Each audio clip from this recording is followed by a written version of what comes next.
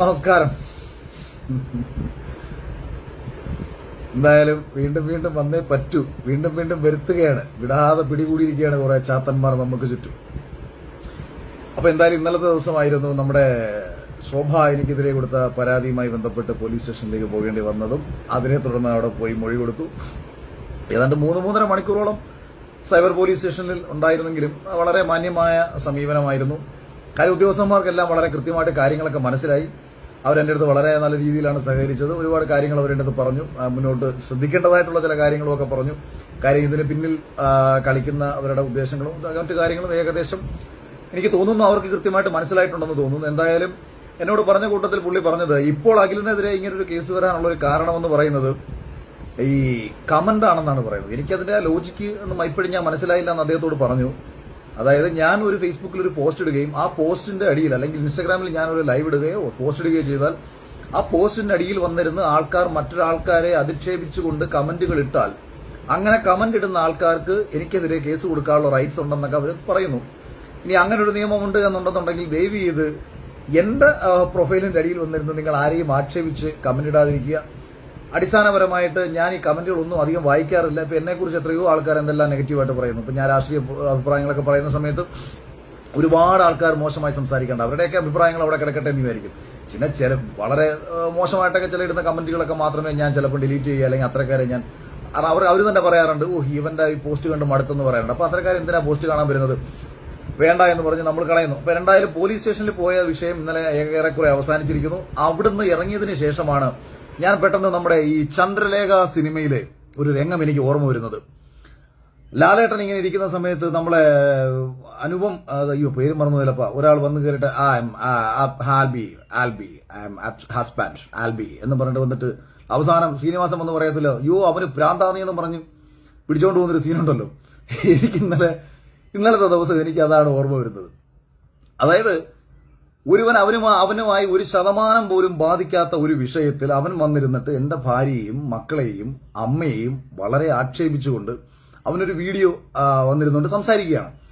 അവൻ ഈ സംസാരിക്കുന്നത് കേൾക്കുന്ന ഏതൊരാളും, നിങ്ങളിലൊരു അച്ഛനുണ്ടെന്നുണ്ടെങ്കിൽ, നിങ്ങളിലൊരു ഭർത്താവ് ഉണ്ടെന്നുണ്ടെങ്കിൽ, നിങ്ങളിലൊരു മകനുണ്ടെന്നുണ്ടെങ്കിൽ, നിങ്ങളിലൊരു സഹോദരനുണ്ടെന്നുണ്ടെങ്കിൽ, ഇവനെ കണക്ക് പറയുന്ന ഒരാളെ നിങ്ങൾ അവൻ പറയുന്ന വർത്താനം കേട്ട് കഴിഞ്ഞാൽ നിങ്ങൾക്ക് എന്ത് ചെയ്യാൻ തോന്നും? അതിന്റെ 10-1 പോലും ഞാൻ സത്യത്തിൽ ചെയ്തിട്ടില്ല.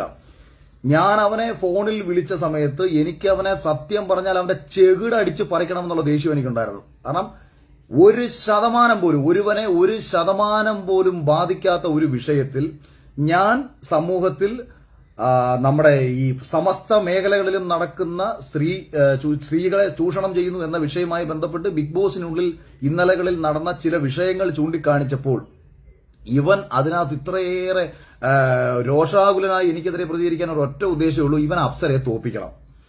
ഇവൻ അപ്സരയെ തോൽപ്പിക്കണമെന്ന് ആരുടെയൊക്കെയോ കയ്യിൽ നിന്ന് കാശ് വാങ്ങി ആ പാവപ്പെട്ട പെങ്കൊച്ചിനെ തോൽപ്പിക്കാൻ വേണ്ടി തുനിഞ്ഞിറങ്ങിയേക്കുന്ന ഒരുത്തനാണ് ഇവൻ എന്നുള്ള കാര്യത്തിൽ യാതൊരു സംശയവും വേണ്ട. അതാണ് ഇവൻ ഈ ബിഗ് ബോസ് ഹൗസിനകത്തേക്ക് ഇവനെ കയറി വിട്ട സമയത്ത് ഇവൻ അതിനകത്ത് കിടന്ന് എന്തൊക്കെയോ കോമാളിത്തരങ്ങൾ കാണിച്ചു എന്ന് പറഞ്ഞിട്ട് കുറെ കമന്റുകൾ ഞാൻ കണ്ടു.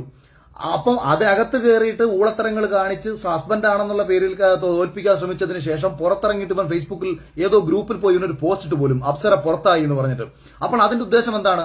അപ്സര പുറത്തായി എന്ന് പറഞ്ഞ് പോസ്റ്റ് ഇട്ടാൽ അപ്സരയ്ക്ക് വോട്ട് ചെയ്തുകൊണ്ടിരിക്കുന്ന ആൾക്കാർ വോട്ട് അവസാനിപ്പിക്കാനും ആ വോട്ട് ചെയ്തുകൊണ്ടിരിക്കുന്ന ആൾക്കാർ സ്വാഭാവികമായിട്ട് പിന്നീട് വോട്ട് ചെയ്യാതിരിക്കുമല്ലോ. അതാണല്ലോ എന്റെ രീതി. അപ്പൊ അങ്ങനെ വരുമ്പോൾ അപ്സരയ്ക്ക് വോട്ട് കുറയണം, മറ്റാർക്കെങ്കിലും വോട്ട് കിട്ടണം. അപ്പൊ എനിക്ക് തോന്നുന്നത് ഈ അപ്സര എന്ന് പറയുന്ന പെൺകുട്ടി അവിടെ നല്ല രീതിയിൽ ഗെയിം കളിക്കുന്നു, അല്ലെങ്കിൽ അവൾ ചിലപ്പം ടോപ്പ് 5 ഉണ്ടാവും. അപ്പൊ ഇവനത് കടിക്കും, ഇവന് ചൊറിച്ചിലിങ്ങനെ കയറി തകട്ടി നിൽക്കുക. ഇവൻ വിചാരിച്ചേക്കുന്നത് ഇനി അപ്സര ജയിച്ചു കഴിഞ്ഞാൽ ഇവൾ എന്നെക്കാട്ടിയും വലിയ ആളായി കഴിഞ്ഞാൽ ഇവൻ ഒന്നാമത്തെ മറ്റേ ഒരു ഞാൻ പറയുന്നില്ല, എന്തെങ്കിലുമൊക്കെ പറഞ്ഞാൽ ചിലപ്പോൾ മരപ്പട്ടി പറയും, മരപ്പട്ടി ആക്ഷേപിച്ചെന്ന് പറയും. അതുകൊണ്ട് ഞാൻ അതൊന്നും പറയുന്നില്ല, അതൊക്കെ നമുക്ക് വിടാം. രണ്ടായാലും ആ പെൺകുട്ടിയെ തോൽപ്പിക്കണം എന്നുള്ളത് മാത്രമാണ് ഇവന്റെ അജണ്ട. ദയവ് ചെയ്ത് എന്നെ ആരെങ്കിലും കേൾക്കുന്നുണ്ടെങ്കിൽ ഈ അപ്സര, ഞാൻ ഈ ഗെയിമൊന്നും കാണുന്നില്ല, അപ്സര അവിടെ നല്ലൊരു ഗെയിമർ ആണെന്നുണ്ടെങ്കിൽ നിങ്ങൾ അപ്സരയ്ക്ക് പരമാവധി വോട്ട് ചെയ്യണം. അപ്സരയെ പരമാവധി വോട്ട് ചെയ്ത് അവിടെ നിർത്തണം. കാരണം ഈ പെൺകുട്ടിയെ ഏത് രീതിയിലും മോശമാക്കി ചിത്രീകരിച്ച് ഈ അപ്സരയൊക്കെ എനിക്കൊന്ന് സീരിയൽ ആർട്ടിസ്റ്റുകൾ എന്ന നിലയിൽ ഓഡിഷന് പോലും അറ്റൻഡ് ചെയ്യാതെ ബിഗ് ബോസിലേക്ക് പോയിട്ടുള്ളവരാ. ഇപ്പോൾ ഓഡിഷനിൽ അറ്റൻഡ് ചെയ്ത് ബുദ്ധിമുട്ടുണ്ടായിട്ടുള്ള പെൺകുട്ടികളെ പറ്റി ഞാൻ പറയുമ്പോൾ ഈ അപ്സരയെ സമൂഹത്തിൽ മോശമാക്കി ചിത്രീകരിക്കണം. കാര്യം അപ്സര ഓൾറെഡി ഒരു ഡിവോഴ്സ്ഡ് ആയ ഒരു പെൺകുട്ടിയാണ്. അപ്പോൾ ഡിവോഴ്സ്ഡ് ആയതിന്റെ ചില കാരണങ്ങൾ അപ്സരയുടെ ഹസ്ബൻഡും മറ്റും പഴയ മുൻ ഹസ്ബൻഡൊക്കെ വന്ന് പറഞ്ഞിട്ടുണ്ട്. അപ്പോൾ ഇവൻ അതൊക്കെ വിശ്വസിച്ചിട്ട് ഈ സംശയം ഇങ്ങനെ തകട്ടി ഇനി നാളെ ഇവനെ ഉപേക്ഷിച്ച് പോയാലോ, അങ്ങനെ ഉപേക്ഷിച്ച് പോകുന്ന ഇവൾ ബിഗ് ബോസിൽ വിജയിക്കാൻ പാടില്ല, ബിഗ് ബോസിൽ മാക്സിമം നിന്ന് ഇവൾ കപ്പടിക്കുക വല്ലതും ചെയ്തു കഴിഞ്ഞാൽ അതിനുശേഷം ഇവൾ എന്നെ കളഞ്ഞിട്ട് അടുത്ത ആളുടെ കൂടെ പോകുമോ എന്നുള്ള ഇവന്റെ ഉള്ളിൽ കിടക്കുന്ന ഒരു ഭയം കാരണം ഈ പെൺകുട്ടിയെ ഏത് വിധേനയും തകർക്കുക എന്ന ഉദ്ദേശത്തോട് കൂടിയിട്ട് ഇവൻ വന്നിരുന്നിട്ട് ഈ രീതി സംസാരിക്കുകയാണ്. അല്ലെന്നുണ്ടെങ്കിൽ ഇവനെ 1% പോലും ഇവനെ ബാധിക്കുന്ന വിഷയമേ ആയിരുന്നില്ല. സ്നേഹം കൊണ്ടാണെന്ന് വിചാരിക്കരുത്, അത് വിട്ടേക്കൂ. അപ്പൊ അവനെതിരെ പറയാനുള്ളതാണ്. പിന്നെ അവൻ എനിക്കെതിരെ എന്റെ ഭാര്യയ്ക്കും മക്കൾക്കും അമ്മയ്ക്കുമെതിരെ പറഞ്ഞ വിഷയത്തിൽ 100% അവനെ തൂക്കിയെടുത്ത് അകത്തിടാനുള്ള എല്ലാ വകുപ്പുകളും ഉണ്ട് എന്നുള്ളത് ഇന്നലത്തെ സൈബർ പോലീസ് സ്റ്റേഷനിൽ പോയി അവർ പറഞ്ഞ കാര്യങ്ങളിൽ നിന്ന് തന്നെ എനിക്ക് വ്യക്തമാണ്. ഇന്ന് രാവിലെയും എനിക്കറിയാവുന്ന പോലീസ് ഉദ്യോഗസ്ഥന്മാർ എനിക്ക് ഇങ്ങോട്ട് എന്നെ വിളിച്ചു പറഞ്ഞിരിക്കുന്നു, അഖിലെ ഇന്ന വകുപ്പുകൾ പ്രകാരം അവനെ തൂക്കിയെടുത്ത് അഖിലെ അകത്തിടണം. പക്ഷെ ഞാൻ വിചാരിച്ചു ഇവനെതിരെ ഇവനൊരു കേസ് കൊടുക്കാനുള്ള യോഗ്യത പോലും ഇല്ലെന്ന്. IPC നാറും. IPCയിൽ ഒരു പർട്ടിക്കുലർ വകുപ്പ് പ്രകാരം ഈ ആൽബി എന്ന് പറയുന്നവനെതിരെ ഒരു കേസെടുത്താൽ ആ IPC ഇന്ത്യൻ പീനൽ കോഡ് നാറും. അത്രയും നെറികെട്ടൊരുത്തനാണ് ഇവൻ, സാമാന്യ ബോധമില്ലാത്ത ഒരുത്തനാണ് ഇവൻ. അപ്പൊ അവനെതിരെ ഞാൻ കേസ് കൊടുത്ത് ഇന്ത്യൻ പീനൽ കോഡിനെ നാറ്റിക്കാൻ ഉദ്ദേശിക്കുന്നില്ല.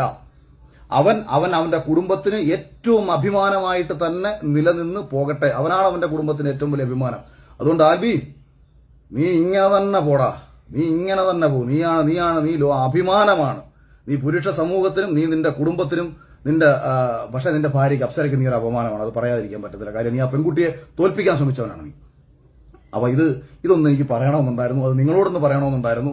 പിന്നെ മറ്റു വിഷയങ്ങളൊക്കെ, അതായത് ഈ ശോഭയുമായി ബന്ധപ്പെട്ടിട്ടുള്ള വിഷയങ്ങൾ ഏറെക്കുറെ അവസാനിപ്പിക്കണം എന്ന് തന്നെയാണ് ഞാൻ നേരത്തെ തന്നെ ആഗ്രഹിക്കുന്നത്. എനിക്ക് അനാവശ്യമായിട്ട് ശോഭയെ പൊതുമധ്യത്തിൽ മറ്റൊരാളെ കൊണ്ട് അപമാനിക്കുന്നതുകൊണ്ട് പൊതുവെ താല്പര്യം നേരത്തെ തന്നെ ഇല്ല. ഞാനത് ശോഭയോട് വ്യക്തിപരമായിട്ട് പറഞ്ഞൊരു കാര്യമാണ്. അത് ശോഭ എന്നിട്ടും ആലോചിക്കണം. ഇന്നലെ ആൽബി എനിക്ക്